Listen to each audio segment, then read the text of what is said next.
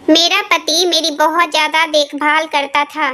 जब उसे पता चला कि मैं बेटा पैदा करने वाली हूँ, लेकिन एक दिन मेरी देवरानी मुझसे कहने लगी कि तुम्हारा पति तुम्हारे साथ बहुत जुल्म करता है। मैंने फौरन देवरानी को कहा कि मेरा पति मेरी बहुत ज्यादा देखभाल करता है और जब तक मैं गहरी नींद में सो नहीं जाती हूँ मेरे पास ही बैठा रहता है। तो देवरानी कहने लगी कि आज रात तुम अपना मुंह धोकर सोना। रात में मुझे नींद नहीं आ रही थी, इसलिए मैं आंखें बंद कर कर लेट गई। लेकिन थोड़ी देर बाद मेरे पैरों तले से जमीन निकल गई जब देखा कि मेरा पति।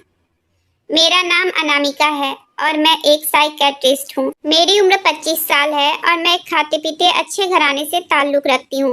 मैं अपने घर में पैसे की कभी कोई कमी नहीं देखी थी।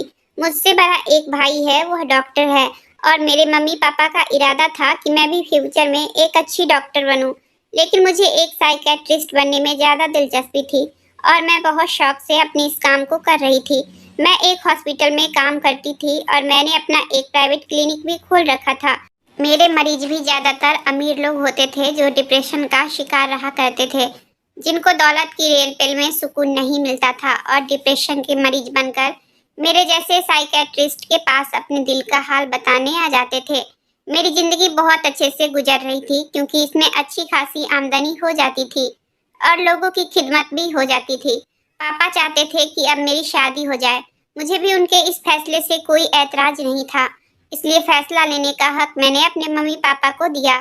जिस दिन मेरी एंगेजमेंट थी उस दिन मैंने हॉस्पिटल से आधे दिन की छुट्टी ले ली और मैं बड़ी तेजी से घर जाने के लिए गाड़ी चला रही थी कि अचानक एक औरत मेरी गाड़ी के सामने आ गई और उसकी टक्कर हो गई।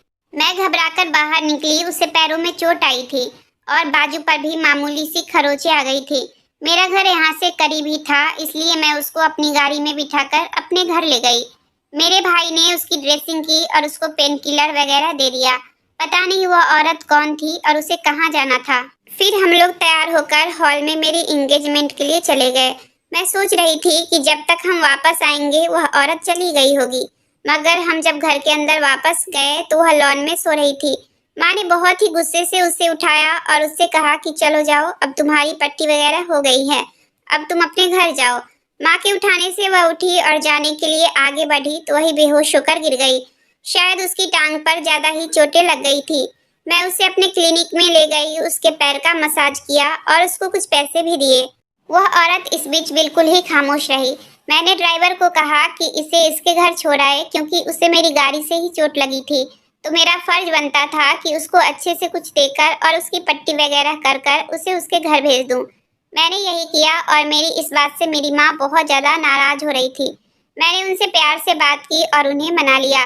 फिर मैं अपने कमरे में आ गई और अपने मंगेतर के बारे में सोचने लगी। मैं उसे ज़्यादा नहीं जानती थी, वो मेरे पापा के किसी दोस्त का बेटा था। मैंने उसे आज पहली बार देखा था और देखने में वह एक शरीफ आदमी लगता था, इसलिए मुझे माँ और पापा की पसंद पर कोई शक नहीं हुआ। मेरी शादी 1 महीने बाद की तय हुई।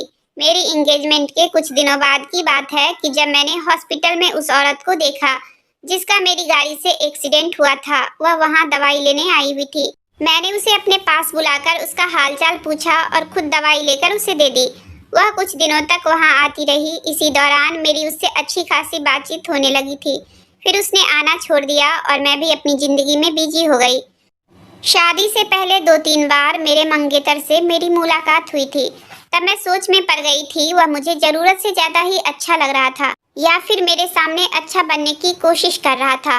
मैं समझ नहीं पा रही थी। घर आकर जब मैंने अपनी माँ को यह सब कुछ बताया तो मेरी माँ कहने लगी, तुम बेकार ही उस पर शक कर रही हो, उसका पूरा खानदान बहुत अच्छा है और शरीफ है।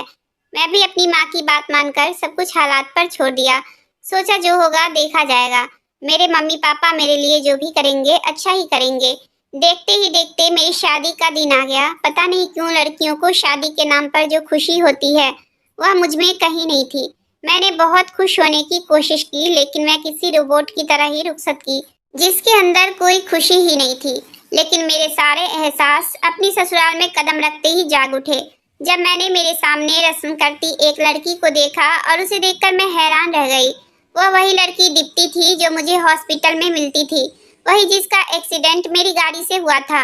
मैंने उसे देखते ही उससे पूछा कि तुम यहाँ। वह भी मुझसे यही कहने लगी कि मैं भी आपको यहाँ देखकर हैरान हो रही हूँ। आप इस घर की नई बहू हैं, मैं आपकी देवरानी हूँ। उसकी बात सुनकर मैं कुछ चौंक गई, क्योंकि मेरी देवरानी तो कोई और थी जो मेरे देवर के साथ साथ थी। फिर वह लड़की कौन थी जो खुद को मेरी देवरानी बता रही थी? मुझे कुछ समझ में नहीं आया। इससे पहले मैं उसे अपने सवालों का जवाब मांगती, मेरी सास ने आगे बढ़कर मुझसे कहा, बातें तो बाद में भी होती रहेगी, अभी पहले रस्में कर लेते हैं। मुझे वह लोग अंदर कमरे में लेकर चले गए। इस घर में जो कुछ हो रहा था वह मेरे लिए बहुत हैरान कर देने वाला था। पहले तो यह बात मुझे खटक रही थी कि बड़े भाई की शादी अभी नहीं हुई थी और छोटे भाई की पहले हो गई थी, और अब मुझे यह पता चला था कि मेरे देवर की 2 पत्नियां हैं, और यह बात मेरी सास ने छुपा रखी थी। शादी की रात मेरा पति मेरे कमरे में आया। उसने मुझे दुआ सलाम की और तमीज से मेरे पास बैठ गया। यह देखकर मुझे खुशी हुई कि चलो मेरा पति एक अच्छा और शरीफ आदमी है। मैंने उसे सबसे पहले सवाल दीप्ति के बारे में किया।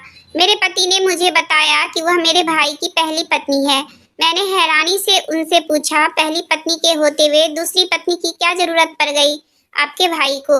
दीप्ति का मासूम चेहरा मेरी आंखों के सामने आने लगा, जिस पर इतना बड़ा जुल्म हुआ था।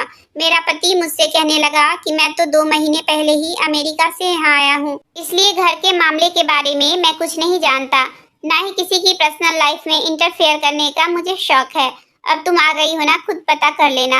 मैं मुस्कुराने लगी। मैं एक साइकियाट्रिस्ट थी, लेकिन इस घर में आकर मैं खुद उलझ कर रह गई थी। इस घर के लोगों की हालत क्या समझती, मेरी हालत खुद उलझ कर रह गई थी। मेरी सास और मेरी देवरानी ज्यादातर दीप्ति पर जुल्म करती थी। इस पर मुझे बहुत गुस्सा आता था। वह बेचारी सुबह सवेरे उठकर घर के काम करने शुरू कर देती थी, मगर फिर भी घर का कोई भी आदमी उससे सीधे मुंह बात तक नहीं करता था। बेचारी बहुत ज्यादा सीधी सादी थी, किसी के आगे अपनी जुबान तक नहीं खोलती थी, लेकिन उसका पति तक उसे कुछ नहीं समझता था। मैंने दीप्ति से पूछा कि आखिर यह सब कुछ क्या है? तुम्हारे पति ने तुम्हारे होते हुए दूसरी शादी क्यों कर ली? तो वह बेचारी रोते हुए कहने लगी कि मैं आकाश के बचपन की मंगेतर हूँ, मगर वह किसी और को पसंद करने लगा, इसलिए मुझसे शादी से मना कर दिया। आकाश के दादाजी जबरदस्ती मेरी शादी उससे करवा दी, लेकिन इस आदमी ने और इसकी माँ ने मुझे कभी भी अपना नहीं समझा, और दादाजी के देहांत के बाद ही इसने अपनी पसंद की लड़की से शादी कर ली। जब से मेरी शादी हुई है मैं तो इस घर में नौकरानी की तरह ही रहती आई हूँ। मुझे तो इन सब की आदत हो गई है। दीप्ति की कहानी सुनकर मुझे उससे बहुत ज्यादा हमदर्दी होने लगी थी। अब मेरी उससे अच्छी खासी दोस्ती हो गई थी। मेरी सास और मेरी दूसरी देवरानी को यह सब कुछ पसंद नहीं था, मगर मुझे भी कोई परवाह नहीं थी। जब मैं अपने क्लिनिक से थकी हारी शाम को घर वापस आती तो दीप्ति मेरे लिए गरम गरम खाना लेकर आ जाती। सुबह में मेरे कमरे की सफाई भी वही करती थी। मैं अपनी शादी के बाद खुश थी, लेकिन कुछ दिनों बाद पता नहीं क्यों मेरे पति का रवैया कुछ बदलने लगा। पता नहीं उनको मुझसे क्या मसला था। छोटी छोटी बातों पर वह मुझसे लड़ने के जैसे बहाने ढूंढने लगे थे। एक दिन जब मैं अपने मायके गई तो वापसी पर मेरे भाई का दोस्त मुझे घर पर छोड़ने आया, पर इस बात का पता मेरे पति को चल गया तो वह मुझ पर शक करने लगा। मैं समझ नहीं पा रही थी मेरे पति मेरे साथ ऐसा क्यों कर रहे हैं।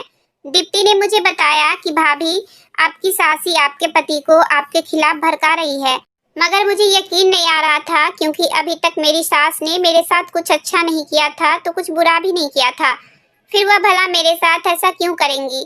उन्हीं दिनों मुझे गुड न्यूज मिल गई। मेरी सास ने भी मेरी सारी बातें भूलकर मुझे अपने गले से लगा लिया, क्योंकि मैं उनके खानदान को पहला वारिस देने वाली थी। पति का रवैया भी मेरे साथ अच्छा हो गया था। मेरी सास मुझसे कहती थी कि दीप्ति से दूर ही रहना, क्योंकि वह अच्छी लड़की नहीं है, वही तुम्हारे पति को तुम्हारे खिलाफ भड़काती है।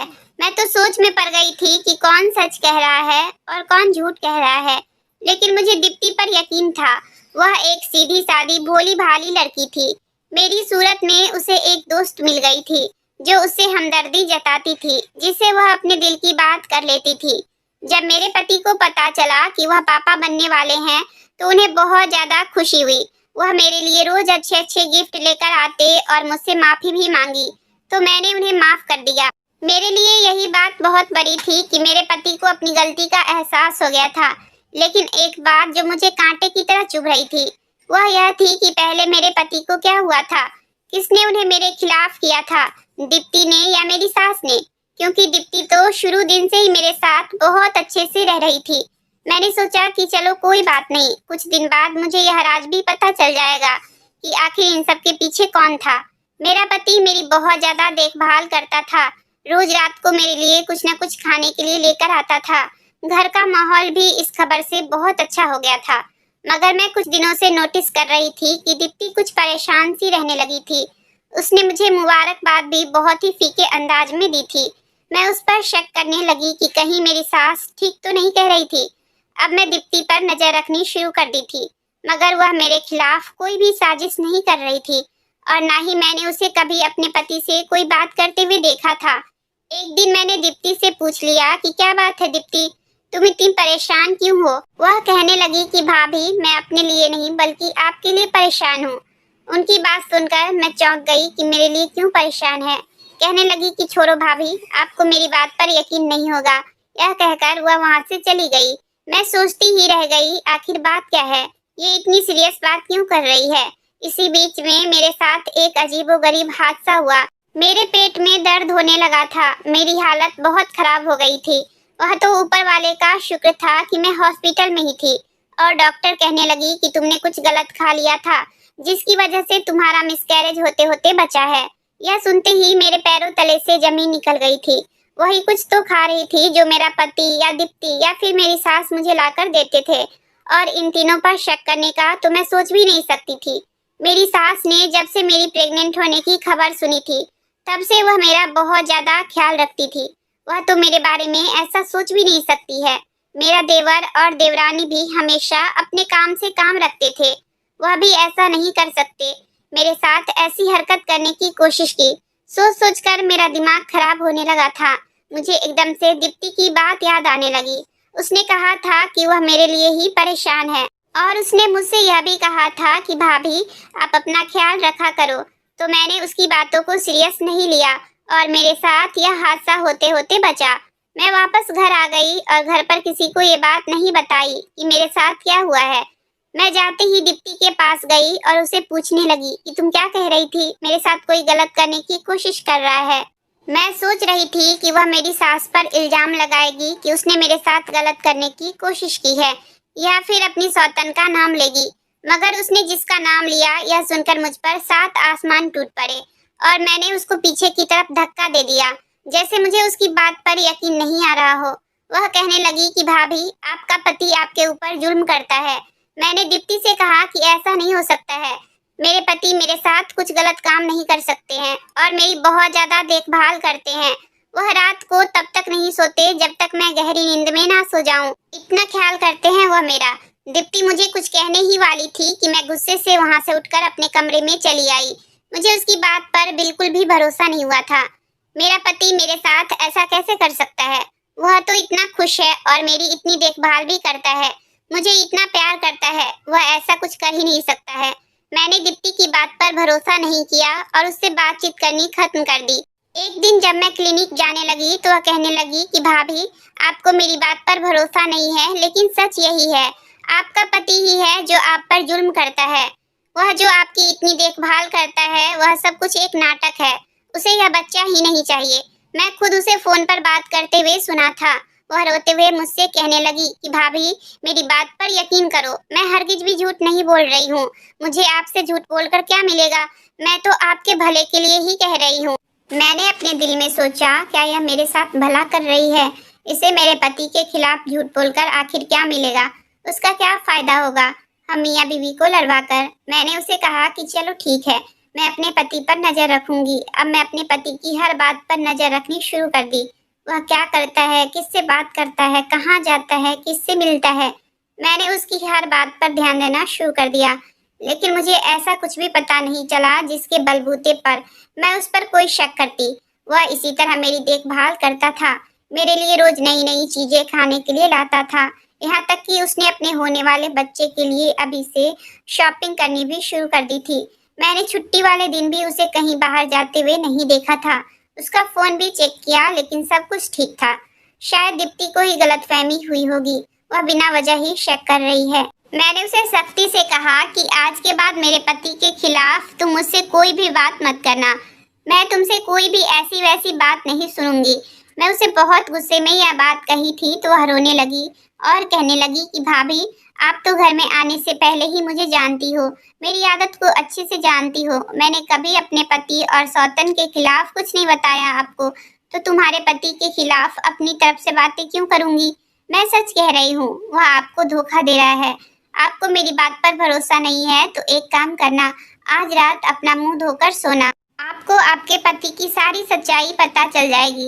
मैंने कहा ठीक है, मैं तुम्हारे कहने पर यह काम भी कर लेती हूँ। रात को अपने पति के आने से पहले मैंने अपना मुंह धो लिया और लेट गई। उसने रोज की तरह ऑफिस से आने के बाद मेरे पास बैठकर मेरा सर दबाया और मैं आंखें बंद कर ली, ताकि उसे ऐसा लगे कि मैं गहरी नींद में सो चुकी हूँ, जैसे मेरे साथ रोज होता था। लेकिन आज मुझे नींद नहीं आ रही थी, मैं जाग रही थी ताकि मैं अपने पति का राज जान सकूं। कुछ देर ही हुई थी कि अचानक मेरी तो जान ही निकल गई जब अपने पति को एक इंजेक्शन तैयार करते हुए देखा। उसने इंजेक्शन से वह दवाई पानी में इंजेक्ट की। मेरी आदत थी कि मैं रात में अक्सर उठकर पानी पीती थी। उसने उस पानी में वह दवाई इंजेक्ट की और सोने के लिए लेट गया। मैं जाग रही थी और हैरान हो रही थी कि अचानक से फोन की घंटी बजी। उसने कॉल रिसीव की और कहने लगा कि हाँ, मुझे याद है, सुबह 9 बजे मैं पहुंच जाऊंगा। अब मैं अपने पति के सोने का इंतजार कर रही थी और जब मुझे लगा कि मेरा पति सो चुका है तो मैं जल्दी से उठी और डस्टबिन से उस इंजेक्शन की डिब्बी को निकालकर उसका नाम पढ़ा तो मेरी आंखों तले अंधेरा छा गया। यानी दीप्ति जो कह रही थी वह सच कह रही थी। मेरा पति मुझे धोखा दे रहा था। वह ऐसी दवाई थी जिसके रोजाना इस्तेमाल से मैं इस बच्चे को खो देती। आखिर वह ऐसा कैसे कर सकता है? इतना जालिम कैसे हो सकता है? एक मासूम की जान लेना चाहता था जो अभी इस दुनिया में आया ही नहीं था। मुझे विश्वास होने लगा कि वह रोज मेरे सोने के बाद वही दवाई देता है। आज की सारी रात मेरी यही सोचते हुए गुजरी थी कि वह भला मेरे साथ यह सब क्यों कर रहा है। क्या उसकी जिंदगी में कोई और औरत है? यही वजह हो सकती थी, वरना वह मुझे धोखा क्यों देगा? कौन है आखिर वह औरत? यही सोचते सोचते मुझे याद आया कि मेरे पति ने 9 बजे किसी से मिलने का वादा किया था। मैंने सोचा कि मैं उसका पीछा करके पता करूंगी कि वह किससे मिलने जा रहा है। अगली सुबह जब मैं सोकर उठी तो सबसे पहले दीप्ति मेरे पास आई और मुझसे कहने लगी कि भाभी, आपको कुछ पता चला? मैं अफसोस के साथ हाँ में सर हिला दी और उसे कहने लगी, पता नहीं मेरे साथ यह सब क्यों हो रहा है। दीप्ति एकदम से बोल पड़ी, भाभी, किसी और औरत का चक्कर लग रहा है, क्योंकि मैंने उन्हें अक्सर फोन पर बातें करते हुए सुना है। आपको तो पता है मैं देर रात तक किचन में काम करती रहती हूँ। आपके सोने के बाद वह लॉन में जाकर फोन पर बातें करते रहते हैं, इसलिए तो मैंने आपसे कहा था कि आप चौकन्ना रहें। मैं समझ गई थी कि अब मुझे क्या करना है। वह औरत का ही चक्कर था। 9 बजे से पहले जब मेरा पति घर से बाहर निकला तो मैं भी उसके पीछे बाहर निकल गई। वह एक रेस्टोरेंट में गया। जिस टेबल की तरफ हो गया वहाँ पर एक लड़की बैठी हुई थी जिसने मेरे पति को देखकर अपना हाथ हिलाया। यह सब देखकर मेरा दिल टूट गया था कि मेरा पति एक धोखेबाज आदमी है। मैं इन दोनों के पास पहुंची तो मुझे देखकर दोनों के चेहरे का रंग उड़ गया था। मेरा पति हैरान होकर मुझसे कहने लगा, तुम यहाँ? मैं अपने पति को इग्नोर करते हुए उस लड़की की तरफ देखकर उससे कहा, तुम जानती हो कि यह आदमी शादीशुदा है? वह डरकर हाँ में सर हिलाने लगी। मैं जानती हूँ। मैं चीख कर उसे कहने लगी कि फिर तुम्हें मेरे पति के साथ चक्कर चलाते हुए शर्म नहीं आई? मेरा पति घबरा गया और मुझसे कहने लगा, तुम गलत समझ रही हो, ऐसा कुछ नहीं है। मैंने उसकी कोई बात नहीं सुनी और रोते हुए वहाँ से घर आ गई। मुझे कुछ समझ नहीं आ रहा था कि अब मुझे क्या करना चाहिए। दीप्ति मेरे पास आई और मुझसे कहने लगी कि भाभी, आपको कुछ दिनों के लिए नाराज होकर अपने घर चले जाना चाहिए। आपके पति को भी तो पता चले और वह आपसे माफी मांगे। मैं अपने कमरे में आई और मैंने अपना सामान पैक करना शुरू कर दिया। जब तक मेरा पति घर आया तब तक मैं अपने घर चली गई थी। मुझे पूरी उम्मीद थी कि मेरा पति मुझे मनाने जरूर आएगा, मगर 10 दिन गुजर गए थे लेकिन किसी की कोई खबर ही नहीं थी। मैंने भी गुस्से में उन्हें फोन नहीं किया। अब तक जो कुछ भी हुआ था वह बहुत बुरा था, लेकिन मुझे एक बात समझ नहीं आ रही थी कि उनकी गलती होने के बावजूद भी वह मुझे लेने क्यों नहीं आए थे। जब भी मेरी दीप्ति से बात होती मैं उसे वहाँ के बारे में पूछती तो वह मुझसे यही कहती कि भाभी, अभी आप मत आना, यहाँ की हालत बहुत खराब है। उसकी बात सुनकर मैं जाते जाते रुक जाती। एक दिन मेरी तबीयत खराब हुई तो मैं अपने कजन के साथ हॉस्पिटल गई थी। वहाँ से आते समय हम दोनों को भूख लगने लगी तो वह कहने लगा कि चलो ऐसा करते हैं कि यहाँ कुछ खा लेते हैं। हम दोनों एक रेस्टोरेंट में आ गए। वहाँ बैठकर जैसे ही मैंने इधर उधर नजरें दौड़ाई तो मुझे अपना पति नजर आया। वह दीप्ति के साथ बैठकर खाना खा रहा था। ये मंजर देखकर मेरे पैरों तले से जमीन खिसक गई। मैंने अपना फोन निकाला और दीप्ति को फोन मिलाया। मैं जानना चाहती थी कि वह मुझसे सच बोलती है या झूठ, क्योंकि उसे अपने पति के साथ देखकर मेरे तो होश उड़ गए थे। मैंने जब उससे पूछा कि दीप्ति तुम कहाँ हो, तो वह कहने लगी, भाभी आपके पति यानी मेरे जेठ जी के साथ बाहर आई हूँ, क्योंकि घर में मैं उनसे बात नहीं कर सकती ना। मैंने हैरानी से पूछा कि कैसी बात, तो वह कहने लगी, भाभी तुम्हारी बात ही करूंगी। मैं उन्हें यहाँ यह बात समझाने लाई हूँ कि वह आपको मनाकर घर वापस लेकर आ जाए। मैंने फोन कट कर दिया और मैं खुद पर शर्मिंदा होने लगी कि मैंने क्यों दीप्ति पर शक किया। मैं अपने पति के सामने नहीं जाना चाहती थी, इसलिए मैं वहाँ से उठ गई। दिन ऐसे ही गुजर रहे थे। 1 महीना गुजर गया, मगर ससुराल वालों की कोई खबर नहीं थी। मैंने सोचा एक बार जाकर खुद देखती हूँ कि वहाँ पर क्या चल रहा है। मेरी हालत ऐसी नहीं थी कि मैं अकेली जाती। मम्मी ने कजन को बुलवाया कि जाओ बहन को छोड़कर आओ। मैं उसके साथ ससुराल गई और घर के अंदर जैसे ही गई, घर में शायद कोई नहीं था, हर तरफ खामोशी थी। मैं अपने कमरे में गई। जैसे ही मैंने दरवाजा खोला तो अंदर का मंजर देखकर मेरी जान निकल गई। मेरे पति ने दीप्ति के हाथ पकड़े हुए थे और वह कह रही थी कि तुम अपनी पत्नी से तलाक ले लो, हम दोनों एक दूसरे से शादी कर लेंगे। मैंने तालियां बजाई और कहा कि मेरी पीठ पीछे यह सब कुछ चल रहा था। अपने पति से ज्यादा हैरानी मुझे दीप्ति पर हो रही थी कि वह कैसे मेरी पीठ पीछे यह सब कुछ कर रही थी। उसने मेरे साथ धोखा किया था। वह मुझे देखकर बेहद घबरा गई। वह मेरे पास से निकलकर बाहर जाने लगी, तो मैंने उसका हाथ पकड़कर उसे रोक लिया और कहा कि तुम कहाँ जा रही हो? सारा खेल तुमने ही तो शुरू किया है, अब सच्चाई बताए बिना कहाँ भाग रही हो? यह सुनकर मेरी सास और मेरे देवर भी अपने कमरे से निकलकर आ गए। मैंने कहा, आप पूछिए इस दीप्ति से मेरे पति के कमरे में उसके हाथ में हाथ डाले क्या कर रही थी।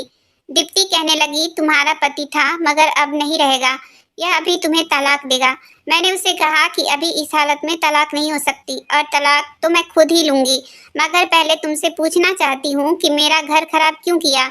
मेरा पति गुस्से में कहने लगा कि तुम्हारा घर दीप्ति की वजह से नहीं बल्कि तुम्हारे इस आशिक की वजह से बर्बाद हुआ है, जिसके साथ तुम इस वक्त खड़ी हो। उसने मेरे साथ आए कजन को देखकर कहा तो मैं दंग रह गई कि वह क्या कह रहा था। ऐसा कैसे सोच सकता था। मैंने एक नज़र उसको देखा और अपने कजन का हाथ पकड़कर कहा कि जिसके साथ तुम मुझे जोड़ रहे हो यह मेरा भाई है। ये सुनकर मेरे पति ने बेयकीनी से दीप्ति को देखा जो नजरें चुरा रही थी और कहने लगा, मगर दीप्ति ने तो कहा था कि अब मुझे सारा खेल समझ आ गया था कि सास ठीक कहती थी। वह दीप्ति ही थी जो शुरू से ही इस खेल में शामिल थी। मैंने अपने पति से कहा, यह आपको मेरे खिलाफ और मुझे आपके खिलाफ करती रही। इसके कहने पर ही मैं घर छोड़कर गई थी। इसने कहा था कि तुम्हारा पति तुम पर जुल्म करता है। दीप्ति की तो हालत ही खराब हो गई थी। वह सोच रही थी कि किसी तरह यहाँ से भागकर चली जाऊं। मेरी सास आगे बढ़ी और उसे थप्पड़ मारते हुए कहा कि चुप क्यों खड़ी है, जवाब क्यों नहीं देती, यह सब तुमने क्यों किया। वह एकदम जोर से चिल्लाई और कहने लगी कि हाँ हाँ, मैंने ही यह सब कुछ किया है। इस सारे खेल के पीछे मैं ही थी। मैं चाहती थी कि इन दोनों का घर बर्बाद हो जाए। बचपन से ही मैं अपने साथ नाइंसाफियां होते देखी। मैं बचपन से ही पूर्वांश को पसंद करने लगी थी, मगर वह अमेरिका चला गया। उसके जाने के बाद दादाजी ने जबरदस्ती मेरी शादी आकाश से करा दी। मुझे तो कभी इस घर की बहू ही नहीं माना गया, बल्कि मेरे पति की उसकी पसंद से दूसरी शादी करवा दी गई। मैं तो यहाँ एक नौकरानी बनकर रह गई। जब वह बाहर से आया तो मेरी पुरानी मोहब्बत जाग उठी, लेकिन मेरी सास ने इसकी शादी तुमसे करवा दी।